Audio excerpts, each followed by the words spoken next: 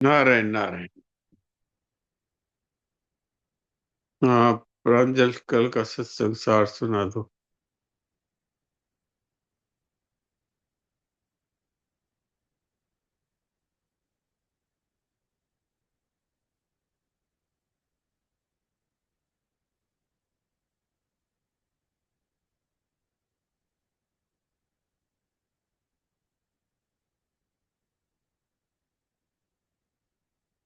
हाँ प्रांजल, मैंने तुमको अनम्यूट का ऑप्शन तो दिया। नारायण नारायण। नारायण। तुम किसी काल में देह नहीं हो, अपितु उस अनंत की प्रीति हो। हमने स्वयं को पद जाति शरीर में मान रखा है, पर शरणानंद जी महाराज कहते हैं हम किसी काल में शरीर और संसार में नहीं है। नाम पद ये भी शरीर का ही है। हम शरीर से एक हो जाते हैं, इसलिए परमात्मा से दूर है। वास्तव में हमारा स्वरूप प्रेम प्रीति है। प्रेम दिव्य है। परमात्मा हमसे निस्वार्थ प्रेम करते हैं, पर संसार में ऐसा कोई नहीं है जो निस्वार्थ प्रेम करता हो। लेने के भाव को प्रेम नहीं कहते हैं। प्रेम में देना ही देना होता है। भगवान भी निस्वार्थ भाव से प्रेम करते हैं।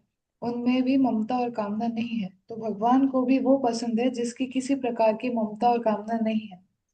अपने आप को अनुभव करने के लिए अपने में ये तीव्र लगन होनी चाहिए कि हमें भगवान से प्रेम करना है, भगवान को प्रेम देना है। हम सदा परमात्मा में ही रहते हैं। भगवान कहते हैं पूरी सृष्टि और ऐसी अनंत सृष्टियां भगवान के एक रोम में समाहित है। हम परमात्मा में है और परमात्मा हम में है, और ना संसार हम में है और ना हम संसार में है, पर हमने मान लिया। इसलिए हमारी स्थिति परमात्मा में होते हुए भी परमात्मा का अनुभव नहीं होता। सेवा करो तो त्याग स्वतः जीवन में आएगा। कई लोग कहते हैं कि ममता का त्याग कठिन है, क्योंकि जिस धन को इतना मेहनत से कमाया उससे ममता का त्याग कैसे करें।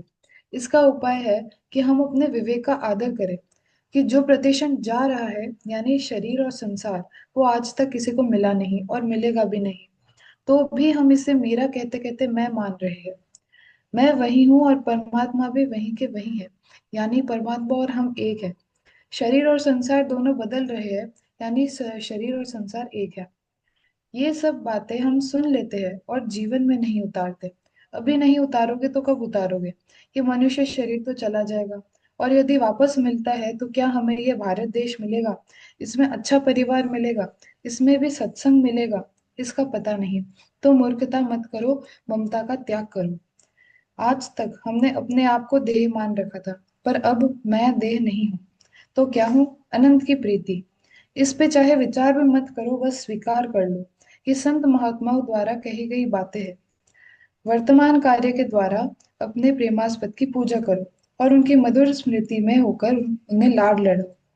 ऐसा कार्य मत करो जो हमारे प्रेमास्पद को अच्छा ना लगे। कोई नौकरी करे तो इसलिए करे कि प्यारे की प्रसन्नता के लिए कर रहे हैं, तो झूठ कपट बेईमानी नहीं होगी।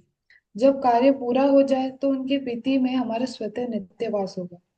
जो कर रहे हो वो करते रहो, पर परमात्मा को खुश करने के लिए करो। भगवान प्रसन्न होते हैं, इसलिए भगवान के जनों की सेवा करो। स्वीकार करना यानी हम हमारा जीवन भी वैसा बना ले। अपने स्वार्थ के लिए जो कार्य करता है वो पाप को ही पकाता है और पाप को ही खाता है। जो दूसरों के हित के लिए करता है वो जन्म मरण से छूट जाता है और परमात्मा को प्राप्त कर लेता है। नारायण नारायण नारायण नारायण। नारायण नारायण नारायण।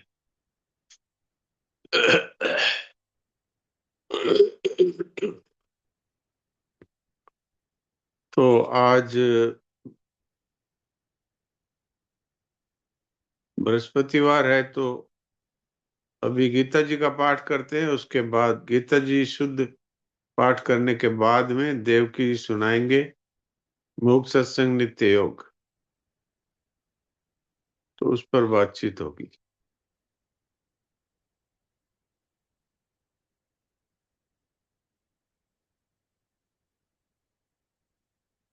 तो आज है चौथे अध्याय का 22वां श्लोक। सब अपनी अपनी गीता जी पे ध्यान दें। चौथे अध्याय का 22वां श्लोक निकाल लें।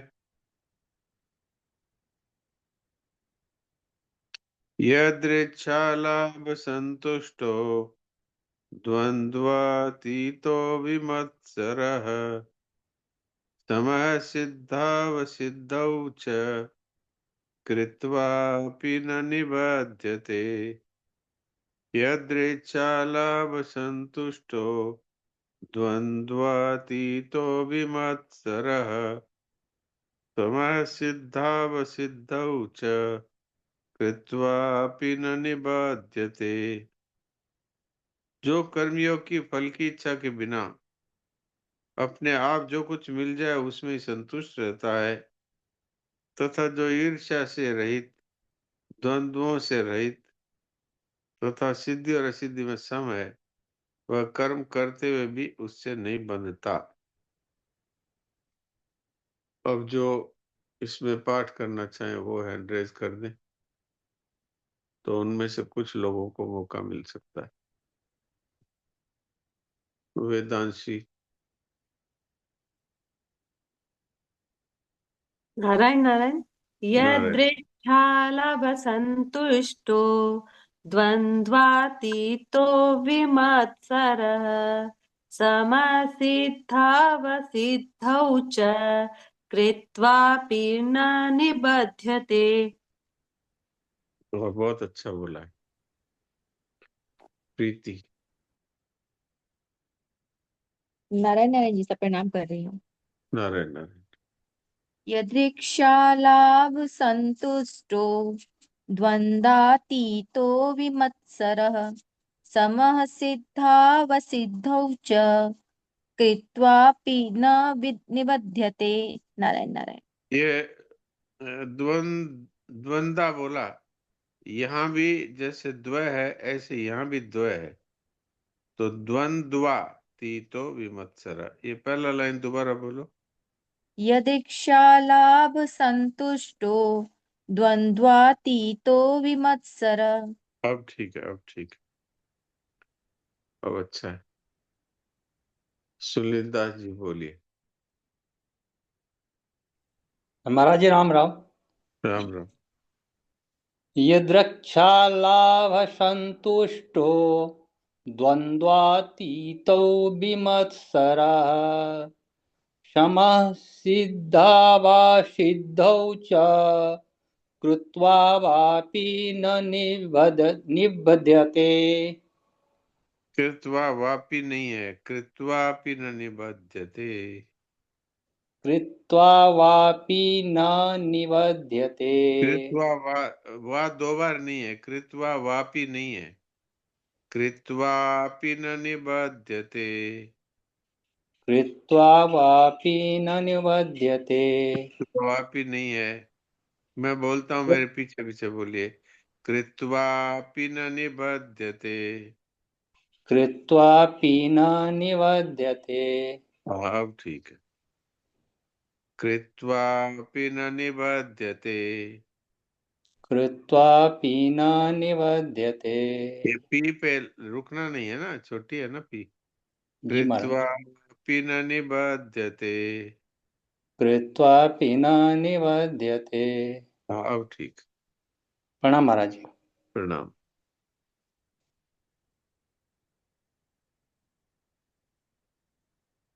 काना। राम राम। यद्यच्छालाभसन्तुष्टो द्वद्वदा द्वन्द्वातीतो विमत्सरः समसिद्धावसिद्धौ च कृत्वापि न निबध्यते। नारायण नारायण। द्वंद्वातीतो बोलो। द्वन्द्वातीतो हाँ, और कृत्वापि न निबध्यते। कृत्वापि न निबध्यते। निबध्यते। निबध्यते। हाँ, अब ठीक।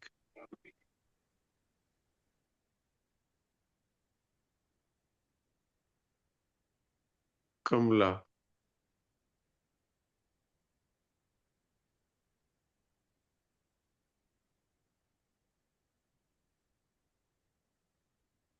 बोलिए।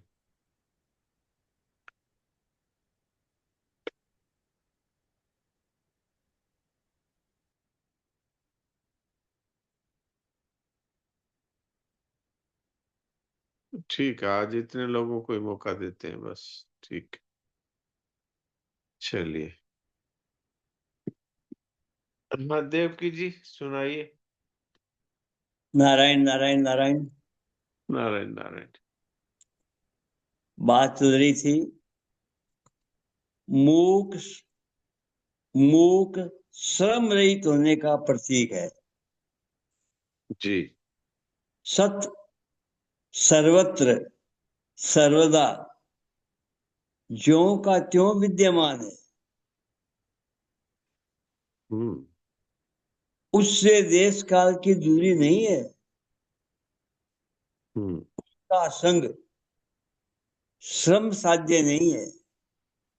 अब आप इसमें देखिए कि जो सब जगह मौजूद है और सब समय मौजूद है, तो सब जगह मौजूद है तो यहाँ भी है,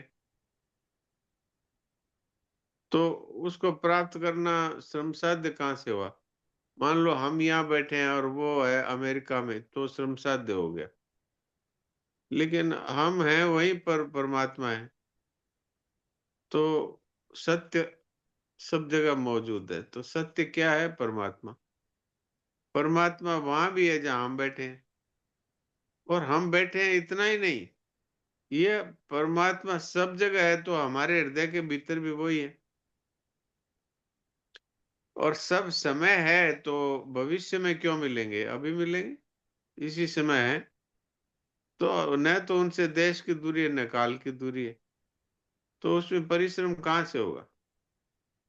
पर बात क्या है कि हमने ऐसा सोच रखा है कि अगर आंखों से नहीं दिखता है तो फिर वो नहीं है। तो आप बताइए कि आपको हवा आंखों से दिखती है क्या? फिर भी हम मानते हैं ना कि वो है।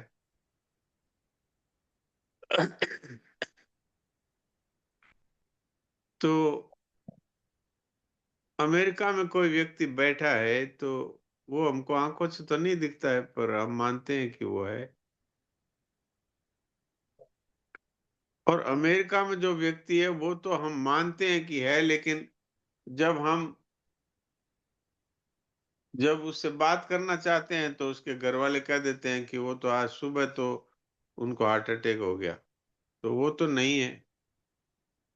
लेकिन परमात्मा तो सदा से है और सदा रहेंगे, वो आने जाने वाले नहीं है। तो सत्य है, उसकी हमसे दूरी नहीं है। सत्य अर्थात परमात्मा, असत अर्थात संसार और शरीर।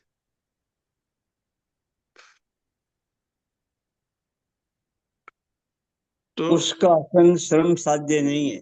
हाँ, उसका संग श्रम साध्य कैसे होगा आप बताइए? एक तो क्या है, किसी चीज को बनाना होता है, कहीं से लाना होता है, तो उसमें श्रम है। जैसे रोटी बनानी है, तो रोटी बनानी है तो उसमें आपको पहले से बनाना आना चाहिए, अभ्यास होना चाहिए, और फिर उसमें बनाने का जो श्रम है वो तो है ही। लेकिन जो पहले से है उसमें बनाना कुछ कुछ नहीं है, कहीं से लाना भी नहीं है, क्योंकि वो सब जगह मौजूद है।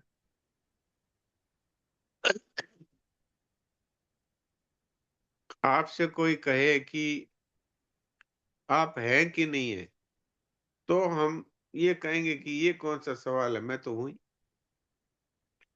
कभी किसी को अपने अभाव का अनुभव हुआ है क्या आज तक? कभी भी किसी को अभाव का अनुभव नहीं हुआ। और सब चीजों के अभाव का अनुभव हो सकता है, लेकिन अपने अभाव का अनुभव किसी को नहीं हुआ।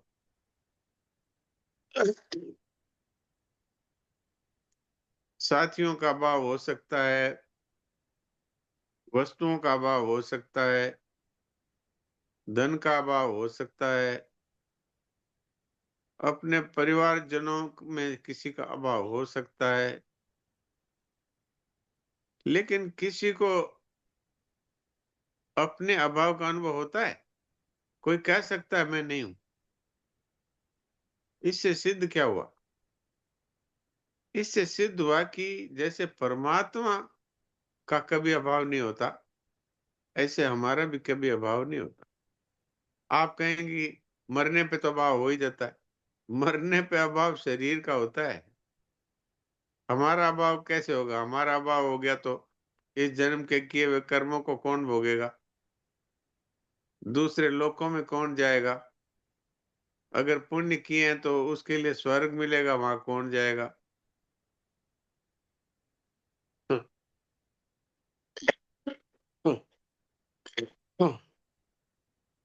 तो इससे सिद्ध क्या हुआ?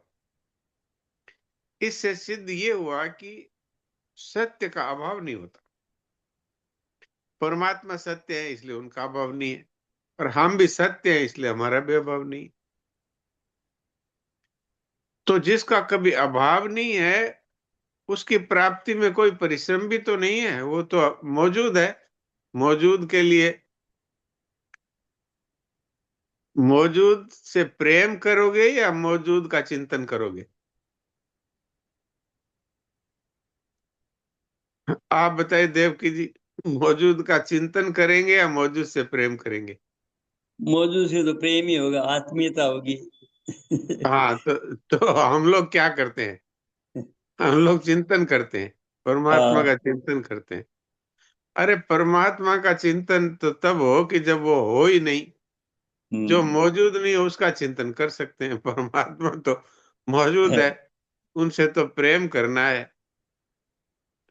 उनके प्रति हमारा प्रेम का भाव होना चाहिए, न कि उनका चिंतन कर रहे हैं।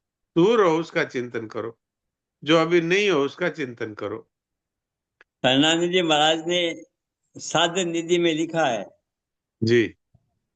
जीवन का प्रभु के लिए उपयोगी होना।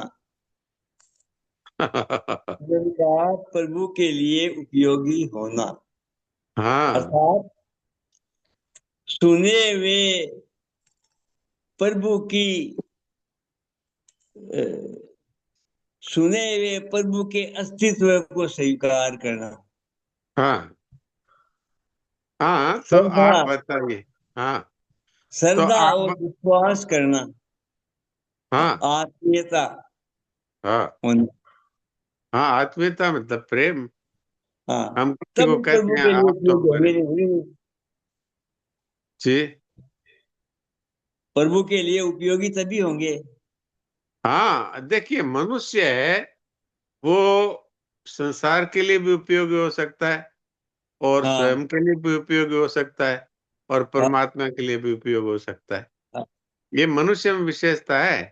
हम्म। संसार के लिए उपयोगी कैसे होगा?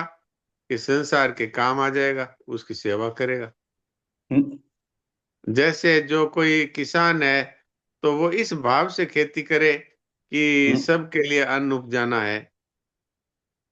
कोई गृहिणी है तो इस भाव से घर का काम करे कि सबकी सेवा करनी है। हम्म। कोई अध्यापक है तो इस भाव से पढ़ाए कि सबको शिक्षा प्रदान करनी है, क्योंकि संसार से हमें शिक्षा मिली तो हमारे ऊपर ऋण है संसार का, तो संसार की सेवा कर दो। बदले में न परमात्मा से कुछ चाहो न संसार से कुछ चाहो। और अपनी सेवा क्या हुई कि असत संसार को असत समझ करके उसकी ममता कामना का त्याग कर ले, तो अपने आत्मा का अनुभव हो जाएगा, तो अपनी सेवा हो निर्मम गई। होना, निष्काम होना, अहंकृत रहित होना, हाँ अधिकार लिप्सा से रहित होना। हाँ, अधिकार तो ये अपने लिए लिप्सा उपयोगी से होना हो गया। अपने लिए उपयोगी। तो इसलिए ये मनुष्य में एक ऐसी विशेषता भगवान ने दी है कि हम इस सृष्टि का निर्माण करने वाले परमात्मा के लिए भी उपयोगी हो सकते हैं। हम्म। भगवान को और किसी चीज की भूख नहीं है, क्योंकि भगवान के पास सब कुछ है, पर उनको भी प्रेम की भूख है। अच्छा, किसी को ऐसा अनुभव होता है कि अब प्रेम से जी भर गया, अब और प्रेम नहीं चाहिए? किसी को ऐसा अनुभव होता है? कैसे होगा? प्रेम ऐसी चीज है कि जो उससे कभी तृप्ति नहीं होती। हाँ। कोई कोई माँ अपने बेटे से कहती है कि अब तेरे से बहुत प्रेम कर लिया, अब और प्रेम नहीं करना है। कोई बेटा माँ से ये कहता है कि बहुत प्रेम हो गया, अब प्रेम नहीं करना है। यानी प्रेम ऐसी चीज है जो दिए जाओ दिए जाओ दिए जाओ और कभी भी तृप्ति नहीं होगी। ऐसे परमात्मा है, उनको भी प्रेम की भूख है। और पूरी सृष्टि भी उनको प्रेम दे तो भी उनको प्रेम फिर चाहिए, क्योंकि प्रेम से कभी तृप्ति होती नहीं। इसीलिए कहते हैं प्रतिक्षणम वर्धमानम। जो परमात्मा का प्रेम है वो प्रतिक्षण बढ़ने वाला है। बढ़ने वाला कब है? कि जब हम परमात्मा को प्रेम दें। जहां पर लेने की भावना होती है वहां उसको आसक्ति कहते हैं। आसक्ति, संसार के पदार्थों को लेना है, संसार की वस्तुओं को लेना है, संसार की परिस्थितियों को बदलना है, तो ये सब के सब हमारे हाथ में नहीं है और इसको आसक्ति कहा गया है। और परमात्मा को कुछ चाहिए नहीं, उनको तो बस प्रेम ही देना है, क्योंकि प्रेम के भूखे हैं वो। तो इसलिए हमें उस परमात्मा के लिए उपयोगी होना है, तो उसके लिए क्या करना होगा? कि उस परमात्मा से प्रेम करना होगा। तो ये अभी जो वाक्य बोले हैं एक बार फिर बोल दीजिए। सत सर्वत्र सर्वदा सर्वदा ज्यों का त्यों विद्यमान है। यूं कहते हो उससे तो देश काल की दूरी नहीं है, हाँ, उसका संग श्रम साध्य नहीं है। सत का संग कैसे श्रम साध्य होगा? ये दो अच्छा, बातें बता दी कि वो सर्वत्र है और सदैव है। हाँ, जो सदैव है ज्यों तो का त्यों है, अभी अभी भी है। बदल का नहीं है, ज्यों का त्यों है। और तीन जो बातें का होंगी। त्यों का मतलब ये है कि वो कभी उत्पन्न नहीं हुआ, कभी नष्ट नहीं होगा। वो हाँ, वो सदा से है और सदा रहेगा। तो ऐसे परमात्मा से दूरी भेद भिन्नता कैसे सिद्ध करेंगे? हाँ, हमारी अच्छा, मानी हुई दूरी है, क्योंकि हाँ, हमने संसार को ही सत्य माना, जो कि प्रतिक्षण मर रहा है। संसार की प्रत्येक वस्तु प्रतिक्षण नष्ट हो रही है। ये शरीर भी जा रहा है, वो धन भी जा रहा है, परिवार भी जा रहा है, ये सब कुछ जा रहा है। यहाँ पे कुछ भी ऐसा नहीं है जो स्थिर रहता हो। कहा मांगू कछु तिर न रहाई, देखत नैन चलो जग जाई। ये संसार है, इसको संस्कृत में संसार नाम क्यों दिया? सम्यक प्रकारेण सरति इति संसार है। जो प्रति क्षण सरक रहा है, जो प्रति क्षण मौत के मुंह की तरफ सरक रहा है, जो प्रति क्षण बदल रहा है, वही उसी का नाम संसार है। और गच्छति इति जगत है, जो जा रहा है उसी का नाम जगत है। तो इसलिए ये प्रति क्षण मौत के मुंह में जाने वाला है, और भगवान है वो सदा से है और सदा रहेंगे। तो अब उनकी प्राप्ति में कठिनता है या कि उसकी प्राप्ति में कठिनता है जो कभी टिकता ही नहीं? तो इस पर विचार करें तो साफ मालूम होगा कि जो बिछड़ रहा है वो तो हमारे साथ रहेगा ही नहीं, और जो न तो कभी जन्मा है न कभी मरेगा, और जो सदैव और सर्वत्र विद्यमान है वही हमारा है, और वो हमें अभी अनुभव हो सकता है, अभी प्राप्त हो सकता है। कब? कि जब हम केवल उसी से प्रेम करें, क्योंकि वास्तव में तो और कुछ मिलने वाला है नहीं। हमने पूरी जिंदगी संसार के पीछे दौड़ा, लेकिन क्या मिला? कुछ नहीं। ये देखो, शरीर की भी क्या दशा हो गई। जो फूल सा शरीर था वो आज झुर्रिया हो गई, और सुनना कम हो गया, चलने में मुश्किल हो गई, आंखों से दिखना कम हो गया, तो आप देख लो, जिस शरीर को मेरा मेरा कहते हैं, उस शरीर ने कभी हमारा लिहाज नहीं रखा कि ये इतना मेरा मेरा कहता है तो मैं भी इसका कोई लिहाज रखूं। तो इसलिए जो कभी हमारा नहीं है और कभी हमारा नहीं हो सकता, ऐसा शरीर और संसार है, उसको तो हम सत्य मानते हैं। और जो सदैव मौजूद है, उसको समझते हैं पता नहीं कहाँ है कि नहीं है। तो इन बातों में थोड़ा गंभीरता से सोचना चाहिए, संतों की वाणी के आधार पर।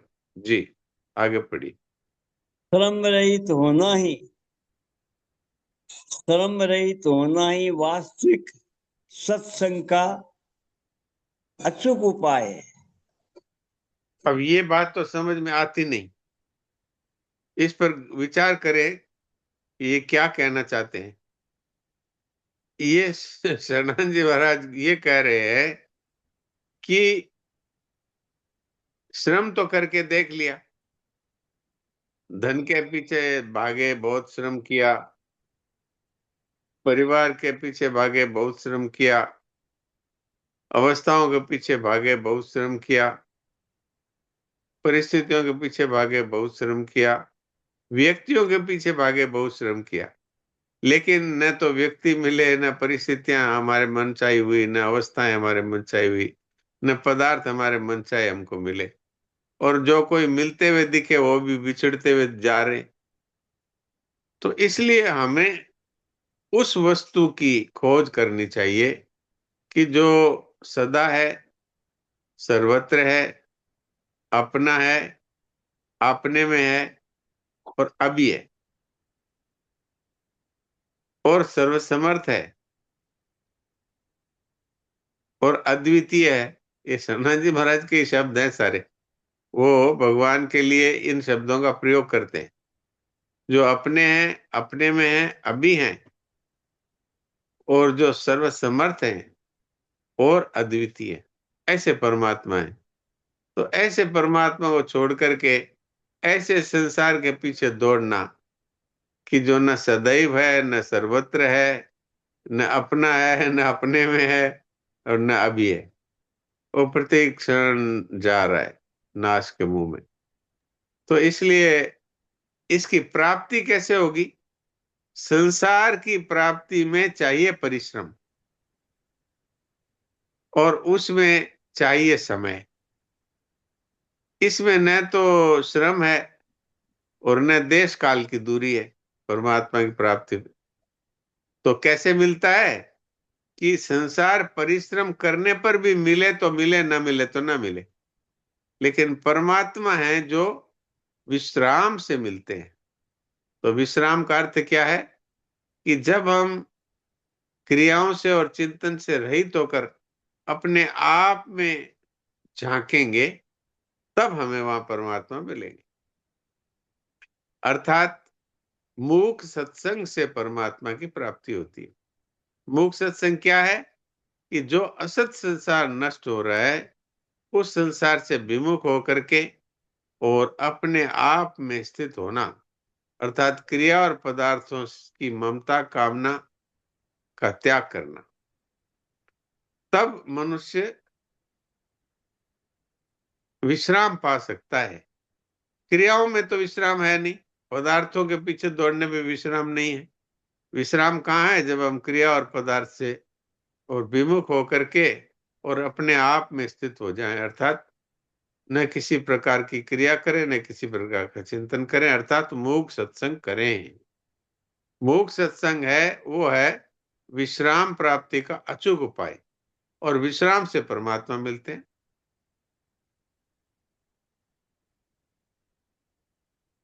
श्रम का अब मूल हाँ जी, श्रम का मूल पराधीनता में जीवन बुद्धि के अतिरिक्त तो और कुछ नहीं है।